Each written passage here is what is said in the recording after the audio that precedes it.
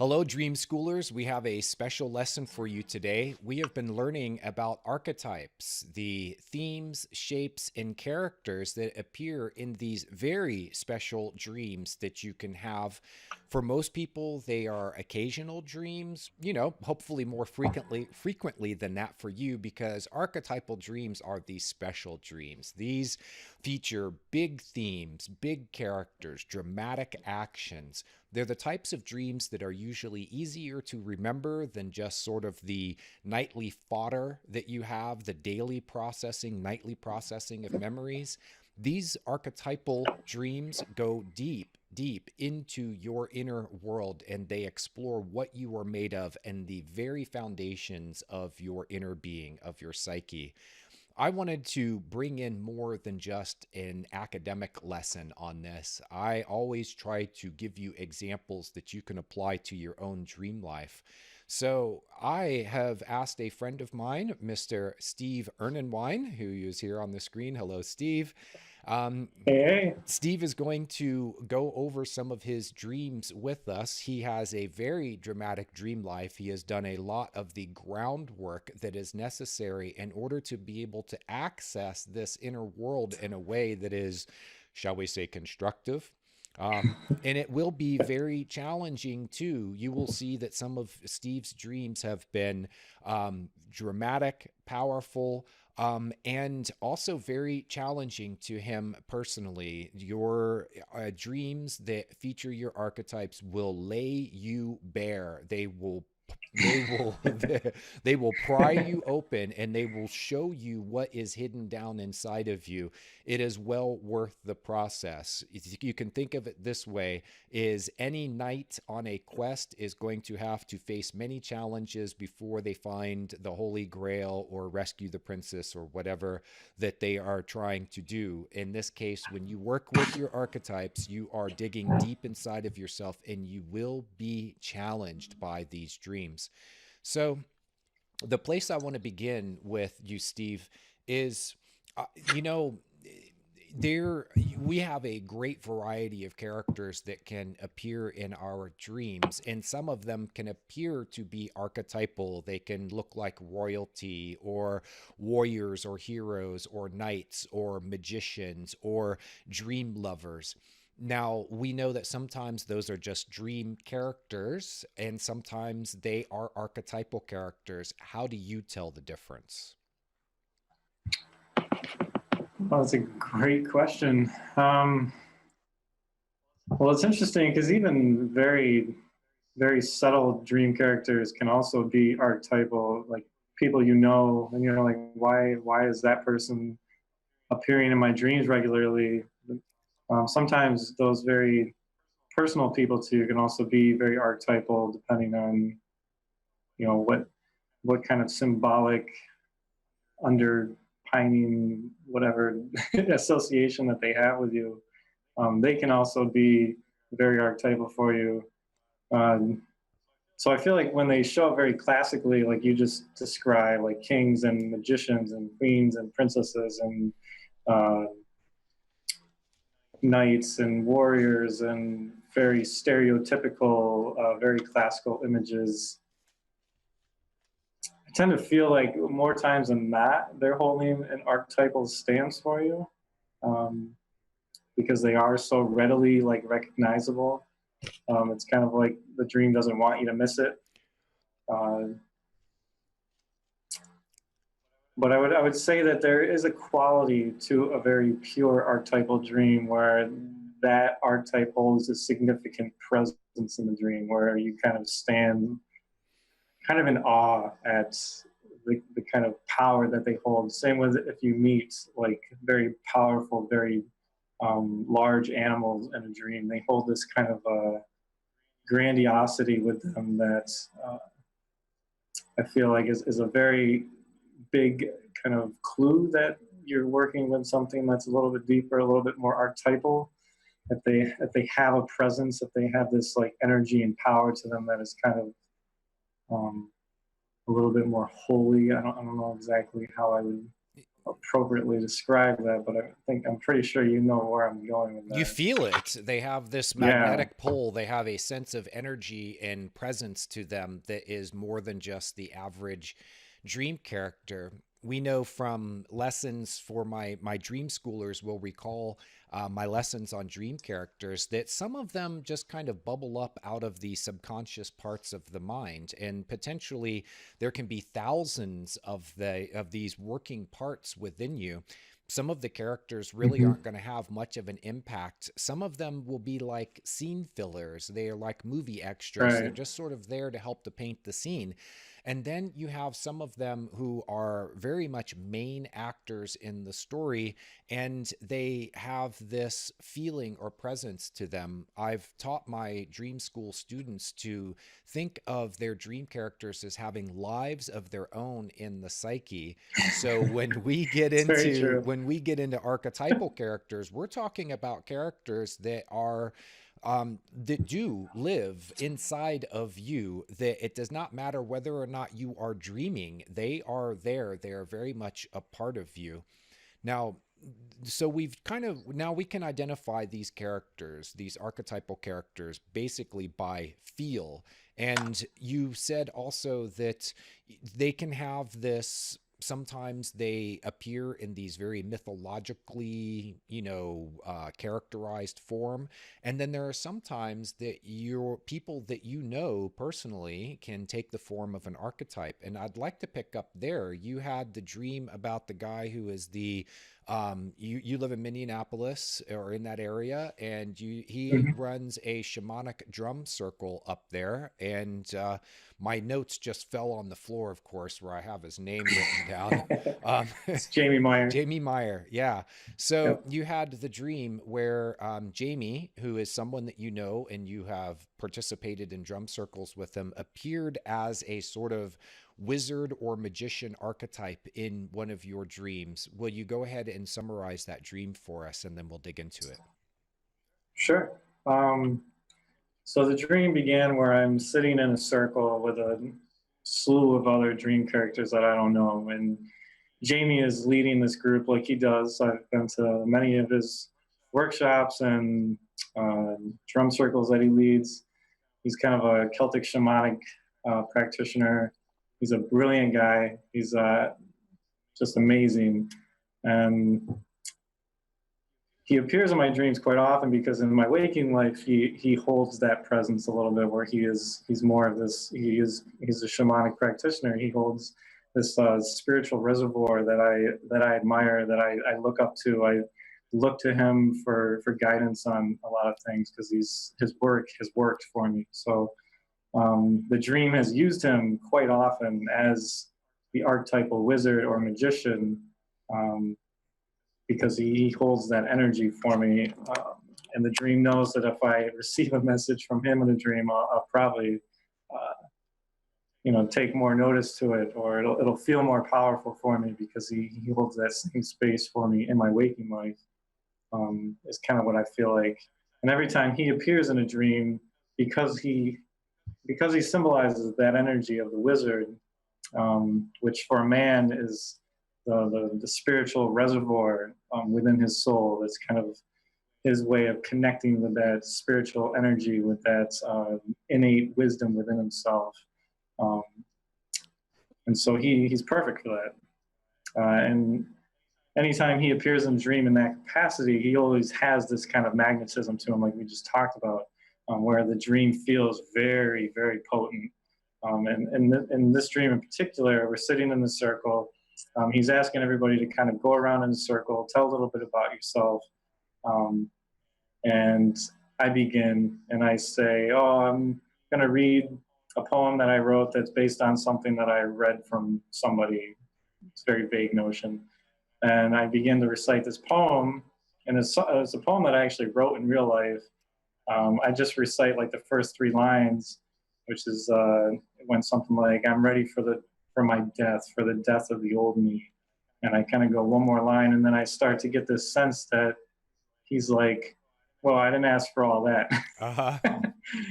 And I kind of like, I start to feel like this little bit of like shame, of like feeling like I overstepped my bounds, and I kind of like step myself back a little bit and feel a little bit weird all of a sudden. And then somebody else in the group picks up and he starts rapping, which one of my archetypes is the lyricist because I produce hip hop music. And so this character starts rapping what he was going to say, but it comes off very obnoxious, very where like there's no awareness in this dream character of kind of the inappropriateness of how he's portraying what he's doing, even though probably in some cases it wouldn't be weird. But in the dream, it felt very, very wrong and very kind of over the top and a little showy, maybe. So he stops everything and he just kind of like, it's almost like he gets fed up with everybody in the circle all of a sudden. And I go up to him and I apologize to him and I say, I'm really sorry if I kind of was kind of stepping on your toes or going above and beyond what you asked of And me. this is Jamie and, that you're talking to in the dream, right? Yes. Yeah. Okay. Yep. And so then he assures me that I'm fine, but he kind of like looks around the room and is kind of like, well, some people here kind of like nodding at the rapper don't seem to be ready for the kind of work we're about to do. And for me, that notion felt like, because the poem that I read was about spiritual death, it was about me letting go of like the old me, the part of myself that I've outgrown and have kept around for whatever reason. That the work that we were going to be doing was that kind of work, was eliminating that old me, and that rapper guy was this kind of unconscious, very like unaware, very egotistical kind of way about myself that is still hanging around, that is probably not ready for, or maybe more or less the notion that I took away from that was that the lyricist within me needed a lot of work to be done before this spiritual death could be finalized or could be actualized in a real way. So dream school students, take note that Steve has personalized the dream character. He's not he's looking inside of himself for the source of the character, even and relating it to a side of himself. He is seeing himself reflected or acted out by the dream character. It's a temptation when you have a character like this that is not getting with the program, you know, that it's causing trouble in the dream or whatever, to try to project it out and see it in your environment, to instead of seeing it as part of yourself. But instead, Steve is owning the dream character and saying, yes, I recognize that there is a part of myself that is personified as this character that basically needs to grow up a little bit before it is able to do this deep spiritual work that is implied by the overall scene. Would you say that that's a fair way of saying it, Steve? Yeah, absolutely. Because up until last summer, this dream happened about a year ago, March. And I had kind of disowned my lyricist archetype for a long time, for about 5 or 6 years. I didn't know how to like, my life was changing in a way that I didn't know how to incorporate it anymore. And it was kind of like, it was disappearing in a large way in my life. And it's such a source of like purpose and power for me. And so it was kind of like, that shows like the shadow expression that the lyricist was in, and how that needed to be kind of worked on. And it was almost like the wizard was there to kind of point me in that direction, saying, all right, your spiritual work is right here, right now. Like, this is what you need to work on. This is where we're at. And for you to get to where you need to go, this thing right here, this whole energy, this whole everything needs to be looked at. It needs to be figured out, and it needs to be integrated in a way that's you can move forward with the work that we're trying to do. So you took that and ran with it. In your waking life now, you've taken something from your dream, you've learned a lesson from it, or at least seen into a dark spot in yourself, and you said, okay, I need to work on myself in this way. So what kind of concrete steps did you take in your waking life to be able to apply what you learned from the dream? Um, Specifically with this character, the lyricist. How did you work with him? You know, yeah, just kind of walk us through that process. sure. Uh, so this one in particular is probably a little bit easier to map out. It's probably a little bit easier for me to work with in a concrete way because it's a lyricist, it's a songwriter. So essentially, all I really needed to do was to begin writing music again. Okay. um, and so I didn't right away. I kind of wrote one song that month as a way of like going, yeah, I recognize that I've been really bad about making time for that in my life and actually owning that part of me. Um, and so I kind of started making steps, and it was really interesting about 2 weeks after this dream when I started realizing that that part was really like longing to like resurface.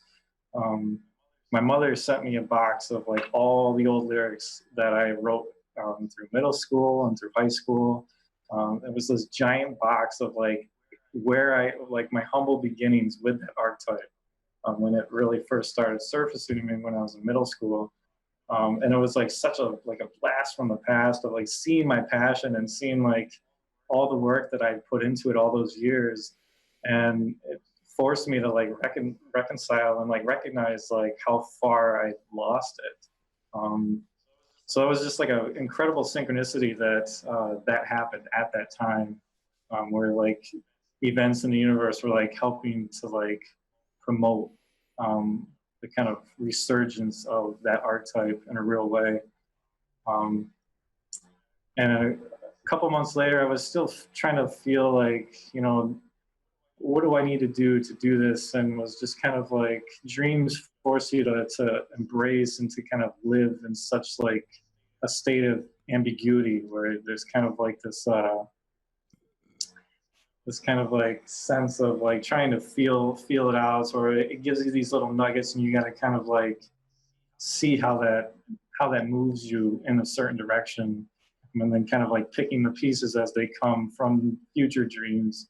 And so I was kind of like riding this wave and kind of trying to figure out exactly what my psyche was trying to get me to do with this. You know, was this like writing a whole new album? Was it, what was it trying to get me to do?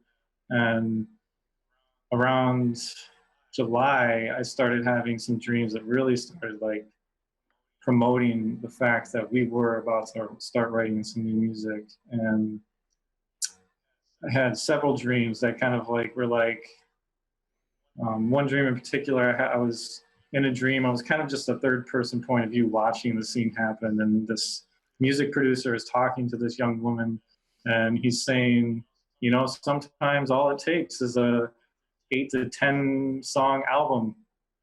And she kind of looks at him a little daunted, like, I don't know if I have time for that.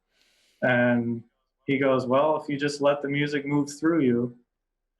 And there was like this big, like, aha moment of like,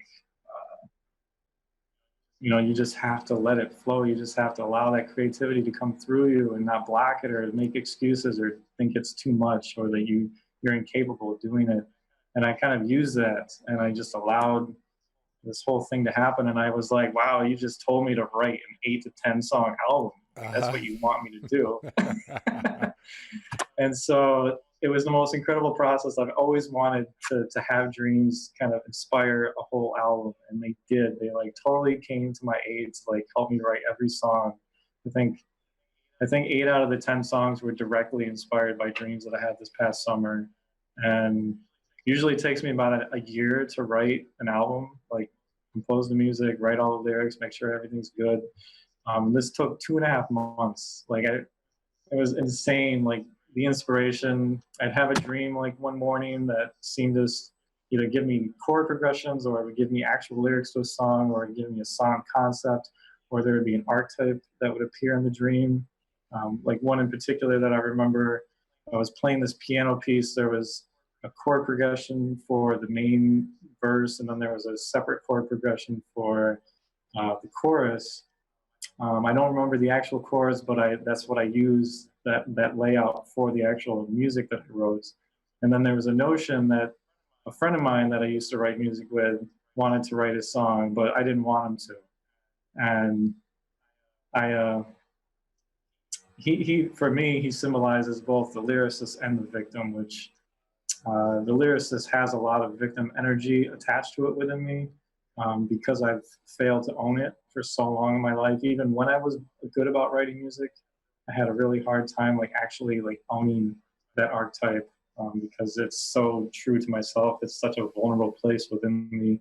That creative spark is so easily shot down in this world that it was hard for me to like really feel comfortable bringing that out. So internally, that kind of metabolizes a lot of victim energy of feeling like not only could I not feel brave enough to bring it out, and so feel victimized by myself and my own actions, but there was victimization from people in my life who didn't really do a good job reciprocating back to me that that was a good idea for me to do. So there was all kinds of craziness. So, anyways, he symbolizes the victim and the lyricist, and I didn't want the victim to write a song. And so when I woke up, I was like, why don't I want to give a voice to the victim? What does he have for me? What is he going to say that I don't want to hear? Um, and so a lot of the songs that I wrote for this album were archetypal. They were given to me by archetypes, and allowing them to have a voice in that kind of creative way was really healing, really powerful. And the Inner Victim song that I wrote is really the first verse is his voice. I just let it come out. I let it say whatever it needed to say to Let's me, hear it. and it's a pretty hard verse. Yeah, man, let's hear it. Let's hear it. um, let's see. There's a few swear words in it. Is that okay? Yeah, hey man, this is private, so no worries. um, I'll just say it as a poem. I don't want to be too loud in here. Steve, by the way, is in a library. In case I don't edit this out and you catch parts of this, he's hooked up to their Wi-Fi and he's in a private room and he's feeling a little self-conscious about letting it flow. Yeah. But maybe there's a little bit of the This is good. Yeah, this is good. the victim is showing here. You know, the victim says, "No, I'm not going to display myself. I." And that was the top of Steve's head, everyone. Okay, so let's hear it, man. Because this is important. This is coming from a part of yourself that has been buried and repressed for a long time. And you find that in this wounded part of yourself is some of your deepest creativity, which goes into what Carl Jung and others have said about archetypes, that in these dark spaces within you, in the neglected and unwanted and repressed parts of yourself, can be the greatest sources of creativity. And we don't just mean creativity in like making music or paintings or poems or something like that. We're talking about the ability to create your life moment by moment, to open yourself up and allow this energy to come forth and not have the sorts of restraints on it that a lot of people put on themselves. Once you open yourself up and allow this energy to flow and you give voice to the different parts of yourself inside, boy, it can be a really powerful experience. So yeah, go ahead, man. Yeah, go ahead and tell, and you know, you can say it as a poem, you can rap it, whatever you want to do. There's nothing worse than the thirst for a love that is never returned, and it hurts because my heart's dry dirt and mud, cracked. Because forever I burn and forever I yearn for a love so pure and clear, and your love so near, but it's at war with the fear that it's never sure to appear. And I'm left tormented here, all alone, a wounded, forgotten, valid piece of your soul. I thought I turned to stone, but I'm endlessly bleeding, heart heaving up more, grief in your core. Repress me and I'm creeping into your dreaming mind, smiling like you're fine, but you're dying inside. Yeah, stuff me back down and knock me to the ground. Show me what your love is all about now. Because yeah, you feel me, but you're too weak to look me in the eyes, but so quick to brutalize. When will you realize that I'm who you despise, but I am you? So what the fuck, bro? Did that just touch home? Too scared to stare into my bleeding heart with the cutthroat? You try to silence me, futile as it be. I'm right behind your motherfucking eyelids, Steve. How long you gonna run? Eventually, you gotta come and stand in these fucking flames, kid. the same ones you tried to burn me away with, the root of all your anger and your hatred. When will you fully face it? And when will you finally embrace me instead of trying to erase me? You can't escape me, coward. I'm that part of you that you rage against every time you feel fucking disempowered. But yo, believe me, you will see me. You're gonna have to feel me if you ever want to heal me. Will I ever truly be worthy of the love you so freely give to everyone, but not to us? You yearn for others' love and praise, but it's your own love that your inner victim really craves. Yeah, the world might be to blame, but still I need your love every day anyway. See, the only way to heal the pain is to fully fucking feel the pain, to stand with both feet in its searing flames. But they can't hurt you if you're strong enough to nurture the grief all the way to the heart of the issue. Are you willing to do your part? Well, is you? Good. Then start. I missed you. Oh, And that's dude. that's the verse. Wow, man. I'm sitting there. I've had goosebumps go up and down my body like 3 or 4 times as you hit on lines in there where I was like, man, that is some powerful, expression of emotion that's coming out there. And I identify with it too, because we all have a part of ourselves that feels like it's left out of the party, that feels like it has been victimized in some kind of way. And in the end, we are the ones who are victimizing ourselves. It's finding some part of ourself that is unwelcome, that is left out of the fun, and it tends to get, catch the blame for, everything that's going wrong in your life. You find something to blame it on, and ultimately it's going back on that victim inside of yourself. So you can hear it all and in your lyrics, and you're also hearing the solution, which is to own it, to look it in the eyes, to love it, and to feel its pain, because that pain is your pain. Right. Man, that's fucking powerful, bro. I'm glad Thank you, man. that you shared that with us. I want to go back to that dream real quick and hit some highlights of it before we move on. One is to notice that you are in a circle, and a circle is a sort of magical shape. It's a very archetypal shape. The circle in archetypal psychology represents the inner wholeness of the person. And when you find yourself in a circle in a dream, or seeing circular shapes, then what you can, the first place that your mind can go with that is to go, is this dream showing me a path to my own inner wholeness, to finding that circle within me? So now you combine it together with the fact that you have your friend Jamie there, and he's a shamanic practitioner. He's a very magical guy. The shaman is the one who helps to channel in the healing energy. They are drawing from this sacred, they are creating a sacred space, and they are drawing upon sacred energy to use it for this deep inner healing type of work. And then that's when you have the lyricist who shows up and he starts rapping about things. And then you see your own inner drama with that character and your relationship with it play out, because Jamie says, oh, we're all supposed to be brief here, right? And so what is the lyricist supposed to do when he has you can't tell a story in 5 or 10 seconds. The right. Lyricist needs time to be able to express itself, which might show that you were not giving time to this side of yourself. And then you get into as you're reflecting on this dream after the fact, and the dream says, hey, I got 8 to 10 songs in here, we can make an album, and you just have to give the time for this. And you then had to make a conscious decision that you would carve out that time to allow the lyricist to have expression. So you can see it all actually play out right there in the dream, and then the way that you followed up with the dream. So I think that's powerful. It's fantastic. Wow. I like that. I Right on, didn't even man. make that connection. That's cool. Yeah.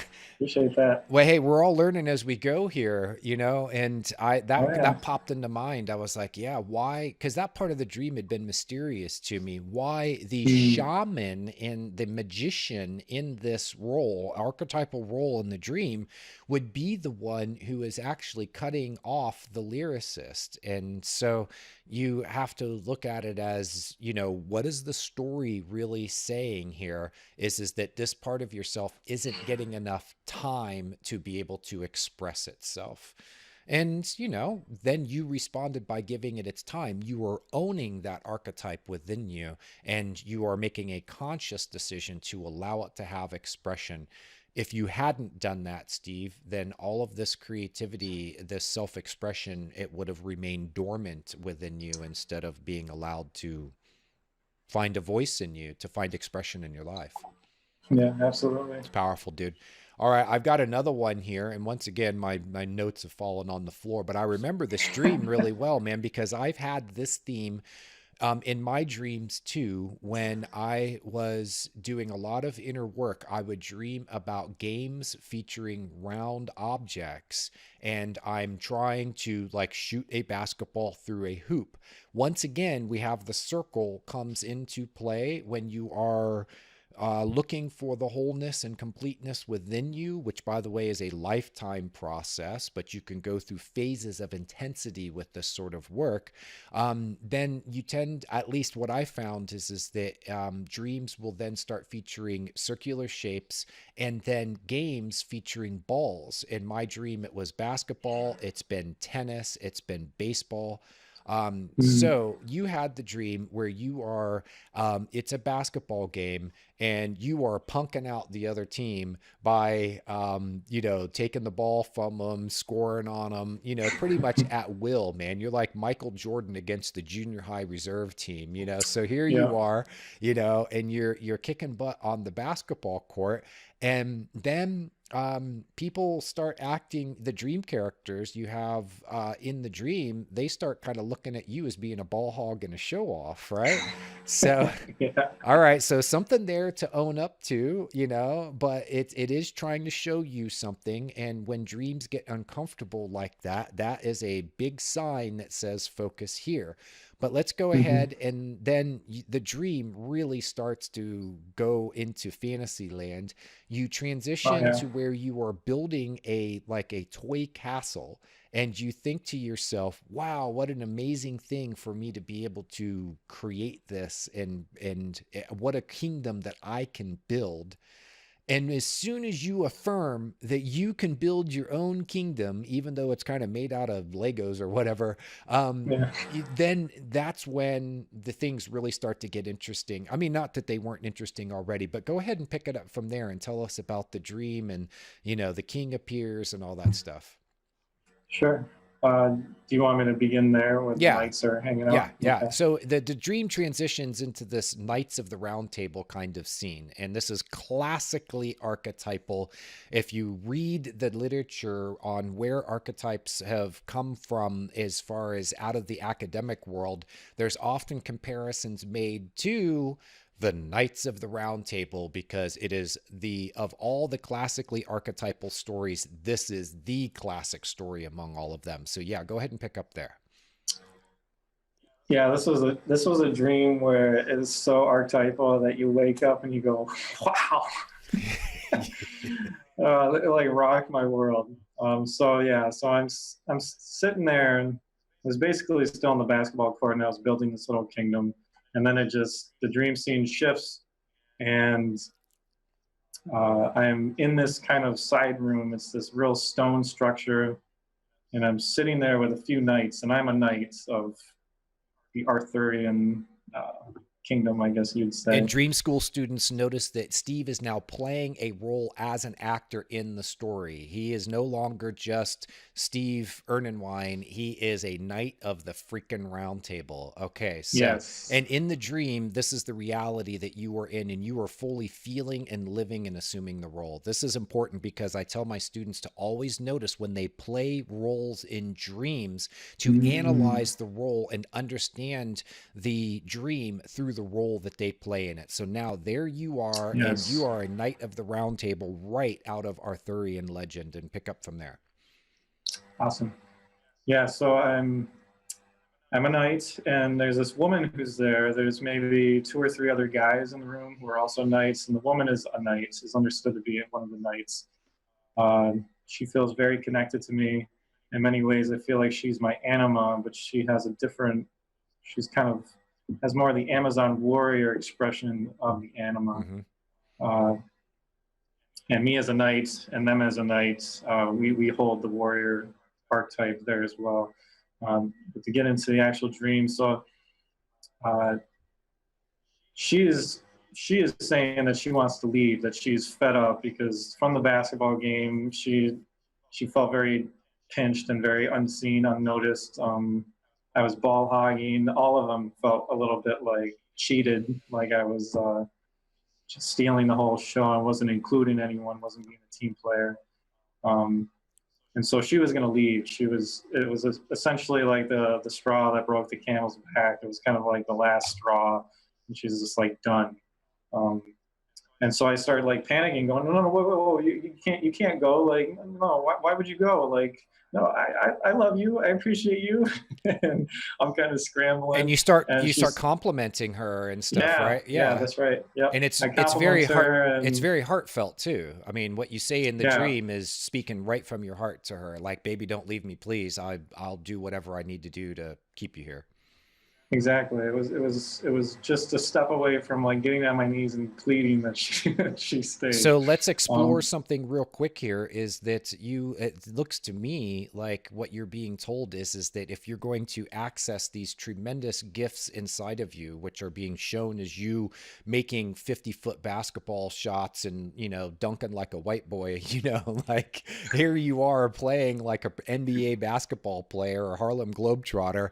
And what you're really being told here by this reaction, at least the way that I look at it, and I don't know, we'll explore how you feel about it, is that you've got to remember why you're doing this, that you are serving a larger purpose, and that you need to apply those gifts. In other words, bring in the entire team. If it becomes all about the ego, then right. it can't serve this role. The ego needs to be in service to something higher.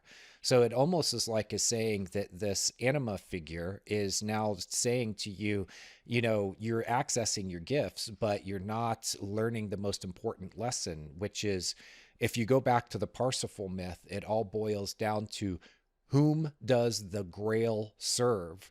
When you find the Yes. Grail within yourself, that is the question that's asked. And you can spend years trying to find the Grail. And when you find this thing within yourself that is this source of magical energy, very powerful, creative, effective sort of energy that you can use in your life, you have to remember who the Grail serves. In other words, this is not your ego. This is a larger part of yourself. And if your ego takes it over, then game over. You will Right. never get any further than that inside of your own development. So let's go ahead and pick up from there. I just wanted to make sure that we hit that point because, Perfect. okay, so you've now decided, hey, Anima, please don't leave me. I'll do anything for you. You're very special to me. You're beautiful, and really what you're saying is to a side of yourself inside of you that is this muse, that is the inspiration, that is the very core of who you are as a person, expressed in the form of this beautiful woman that you will do anything for. So pick it up from there. Awesome. And so before she leaves, she asked me if I would sharpen her sword for her, and I agree. And so I take my sword against her blade, and I'm kind of like swishing them back and forth, and kind of like doing that whole thing. And I sharpen it, and I kind of check my fingers against the blade, and it checks out, and I hand it back to her, and she thanks me. Um, and before she decides to leave, I kind of go, well, before you go, let's all just like give one more like hurrah or shout for the king. And so all of us in the room in unison kind of thrust our swords up in the air, and we all sing, um, all hail the true king, all hail the true king, all hail the true king. And as soon as we get done doing that, out from behind a doorway steps Arthur, and he looks so humbled, and he looks so like grateful that we would like honor him in such a way without even knowing that he was present. And uh, and then the dream scene shifts forward, and we're like out in the kingdom with Arthur. And I'm telling the woman that's and the kingdom is struggling. It's like in disarray. There's just it's just awful. It's really bad. And so we're like going around trying to aid the townspeople. And I'm telling this woman that it's our duty to serve the kingdom, that it's our duty to do whatever it takes for us to kind of get the kingdom back in order. And she's still adamant about heading out of town. And I eavesdrop on her and Arthur talking. And Arthur tells her, well, if you have to leave, there's this place in the forest just outside of town that you can stay. It's called the Secret Cave. And in the dream, this image of the mouth of that cave like appears in my mind, and it's the most like scary looking thing that I've ever seen. Yeah. And in my head, I'm looking at that image going, why the hell would she want to go and stay in that just awful looking place? Like, why won't she stay here? And the dream ends, and I wake up like, holy moly. So let's go back to now. The scene has shifted from a basketball court to the to Camelot, except for Camelot is a it's the inner city, man. It's in disarray. Obviously, there hasn't been a lot of attention, energy, resources given to it. What you're seeing here is basically a representation of your deepest inner life. But you're also seeing something that I think is very important as a contrast between the previous scene when you're on the basketball court and you're not being a team player, to then the statements about the king, which is saying, I'm realizing now what it is that I serve. The ego is in service to the kingdom. And then what happens is you go out and you start helping the people and making statements that you need to serve the kingdom. So you went from being kind of individually focused to then realizing that you have this larger purpose, that it's not all just about you. So that I think is very powerful. And I don't know if you were making the decision during the dream, or if you had been, I'm pretty, knowing you'd been working on these things inside of yourself and trying to figure out how to access these deeper layers within yourself to figure out how to serve the king, but remember that this is in the archetypal sense, that this is all being translated from mythology to how it applies to your everyday life and the way that you are creating your own little kingdom, which is your life, and the way that you serve this higher purpose.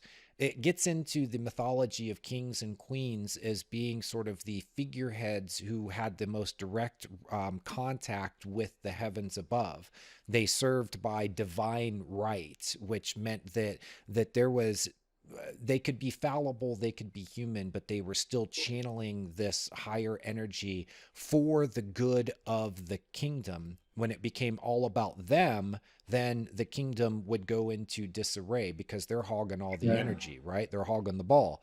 But when they start sharing the energy, which is their proper role in all of this, and archetypally, that is the role of the king or queen within you, is to then pull the energy down from the sacred space where it comes from and then channel it into your life. And then that's where the knights come in, because the king or queen gives the marching orders, and then the warrior figures go out and apply it. And so I think you also see that in the scene where you're sharpening your sword. I mean, what against hers? What a powerful image. It's like you're saying that you're remembering that your energy, your warrior energy, is in service to this higher cause. And it's not only the king, but it's also this anima figure who's, the muse.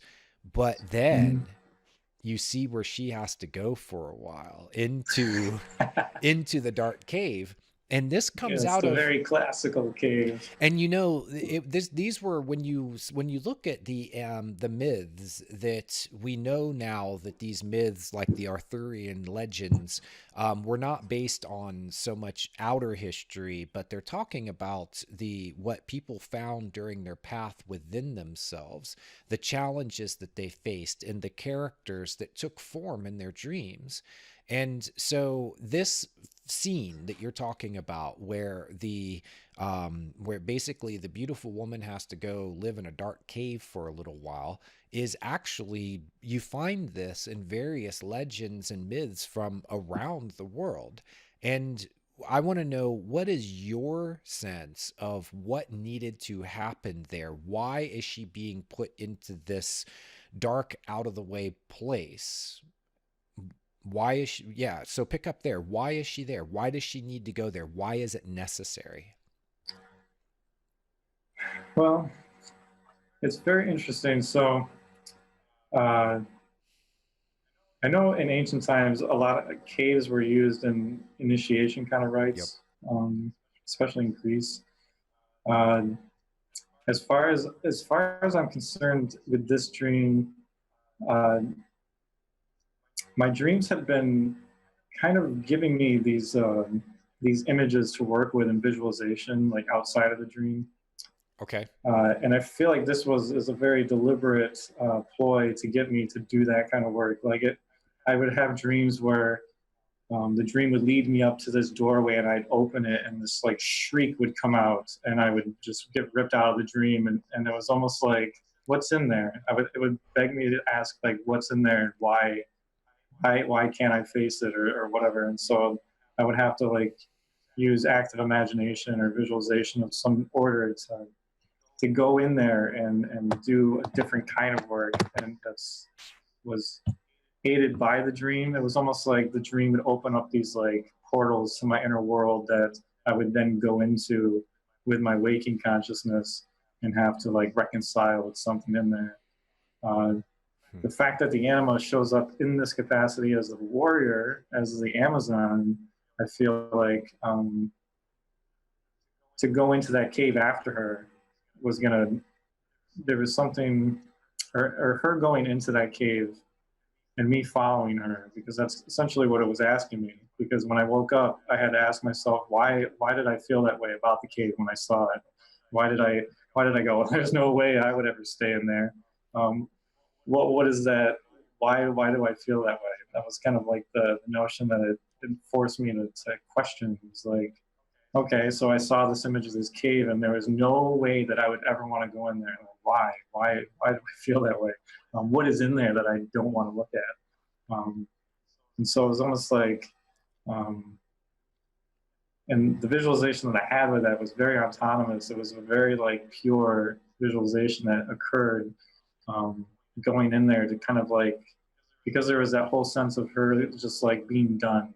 I felt like I had to go there and I had to like rescue her. I had to bring her back.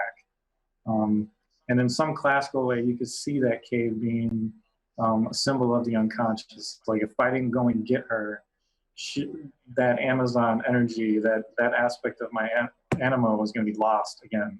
It was almost like it's arising, and here it is, but I'm not utilizing her. I'm not integrating it, and so it's potentially going to get lost again. Like she's going to just go back into the cave. Um, And the thought of that probably scares the crap out of you. yeah, exactly.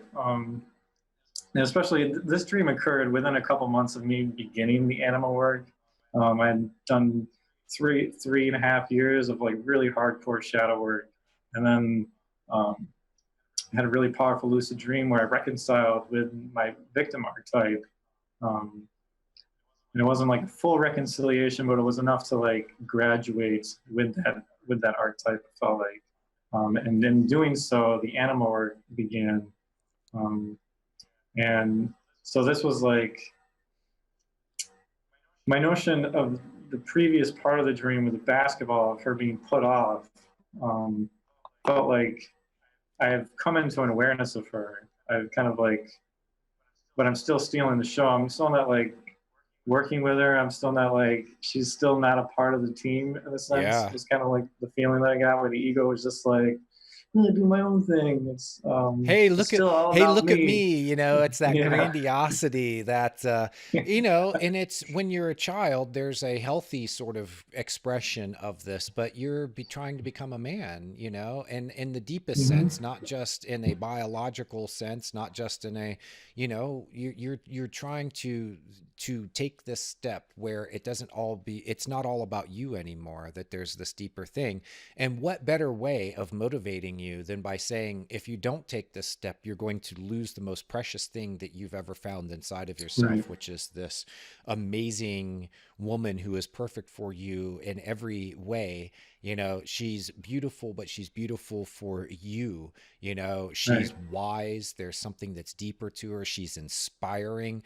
And man, when she needs to call a spade, and she needs to take some kind of hard action, she will. I mean, in the dream, she's Yeah. an Amazon that has a sword, which is a Right. very, when we think of the classical image of Anima as sort of the princess in the tower that you are, trying to, get to, then she's very delicate and all that. But this woman sounds like she can really kick some ass. And I really hope that the ladies out there are picking up on this. We are talking about a man's inner world, but the ladies out there, have a version of this that they call animus, and he is a male figure who will appear over and over again in their lives. But I just want to make the point that even though in many ways these myths and legends show women in these sort of the inspiring figure in the background, she doesn't get to pick up her sword and go out and fight and have fun with the guys. Instead she has to kind of wait for them to go out and have the fun and come back and remember that she's there and come rescue her or something. It puts women in these very sort of subservient sorts of roles. But in the reality of it, at least in your dream, she says, sharpen my sword. It's like, all right, if you're gonna have me, man, you're gonna have to come at me with some, you're gonna have to sharpen your sword, and you're gonna have to follow me into some dark places within Hmm. yourself. So I think that's very powerful image. And the sword itself is a symbol of the ability to be able to take decisive action, to be incisive, to be sharp. So you're sharpening her Hmm. sword with yours, and the end result is what? That both of them are razor sharp by the time that you're done. So that's a very powerful image. And it's to me, when I look at that dream, what I see is a landmark in your development, in this inner life development that you're going through. That part, the king appears, you learn the lesson about who the ego serves, and then the anima says, okay, you said you want me, this is what you're going to have to do. Are you willing to make the sacrifices, and are you willing to go into the dark places within you, because Right. that's where I hide. I want to remind our listeners, viewers, of something that Carl Jung said in the Red Book. Is he said that when he found his soul, it was in the deepest, darkest, most overlooked place within him. And so, I think that what you are also seeing in this dream is that that's the place where you are going to find the best parts of yourself, is inside the deepest, darkest places. Do you have that same sense? Yeah, absolutely. Mm. And the notion that it's called the secret cave Yeah. is like, it's been something that's been hidden from me, or like it's very unconscious. And when I went into that visualization to rescue her, um, to bring her back, to convince her that um, I'm willing to work with her, I'm willing to have her be a part of the team, essentially. Um, there was like a serious like fear threshold that I broke through like allowing that visualization to arise the way that it needed to. Hmm. And I like broke a sweat during the visualization. So there was something really powerful to that image, and to the whole the whole drama ensuing around that dream. It was a really, really, really powerful dream for And me. I want to point out to And students here is that Steve has taken imagery from his dream and he's now using it as a sort of guided meditation or visualization. The dream left him at the threshold of that cave and he said, "Okay, I'm awake now. I recognize what this thing really is. So what I'm going to do is take my mind's eye into the cave. I'm going to take the next steps consciously." So, in a sense, you are continuing the dream. right. And that's what active imagination really is. When you use your dreams as the basis for using active imagination, what you're doing is pulling in dream imagery and then working with it. So you could have a dream where there is a dead body on the floor. And if you feel that connection with that body, then what you could do now is visualize yourself giving it CPR, putting it into something from, like out of a Star Trek movie where they can regenerate a body or something. Because what you're seeing really in that imagery is some part of yourself which has died in the sense of that it hasn't been given your attention and energy. And when you access it in the dream, I mean, even just being able to see it and connect with it in a personal sort of way is a huge step. Now you're going to take it the next step and you're going to be awake. You're going to go into a guided visualization or meditation. You're going to see the Mhm. body or the cave or the kingdom that's in disarray, and you're going to start doing the work now and use your imagination. Is it a fresh coat of paint that you need on all the buildings? Do the people need to plant crops? You can be guided subconsciously to do this kind of stuff, and you do it in your imagination. Like planting crops could be planting the seeds for future growth. Putting a fresh coat of paint on the buildings that all look like they're in disarray is just basically putting energy into creating these or maintaining and improving these inner structures within yourself.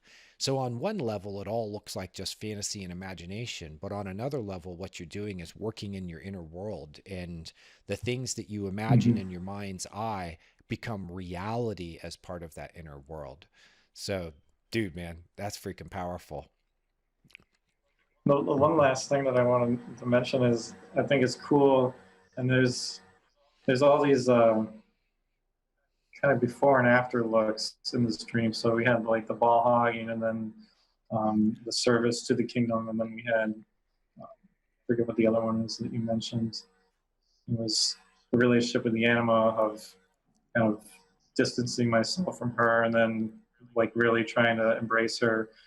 But then there's that notion of me and the kingdom that I'm envisioning that I could create, and then there's like the reality of what it looks like right now.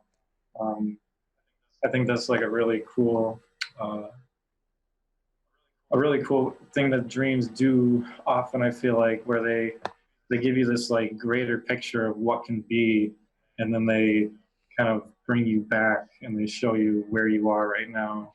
Um, And what the and in so the I had this challenges that you face in order to be able to right, make the vision a reality, because you have the vision right after the basketball game, then you see this, you build this sort of like child's castle kind of thing. I say Legos, but mm-hmm. you were actually building this little castle in this little kingdom, and then the scene transitions to, you go from the mini kingdom to now you are immersed in this place and you Right, see the reality of it. In the first part of the dream, it's this sort of perfect kingdom and you see all the potential of it.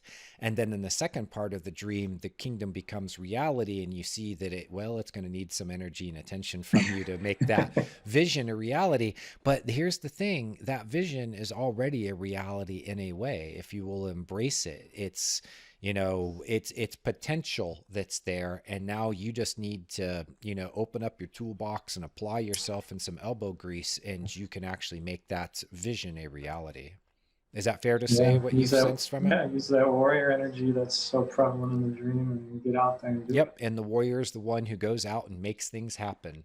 You know, the vision comes from the king or queen within you, and then the warrior archetype is the one who takes that vision and turns it into marching orders. Who then you, as the translator of your dreams, you take all of that imagery and ideas and themes that are raised by the dream, and then you turn it into marching orders for yourself day by day by day. So for you, Steve, you're building a kingdom. And another dream with the magician, you had marching orders that said, hey, you know, you've got an album within you. Will you make the time to do this? And you did. So that is showing how you take concrete steps based off of what your dreams give you. And these archetypal dreams in particular are the ones that will show you this vision of what can be, and then also show you the reality of where you are now. And then there's an implied question, which is, will you take up your sword and make this thing happen? Is that fair to say? Mm-hmm. Yeah, absolutely. Right on, man.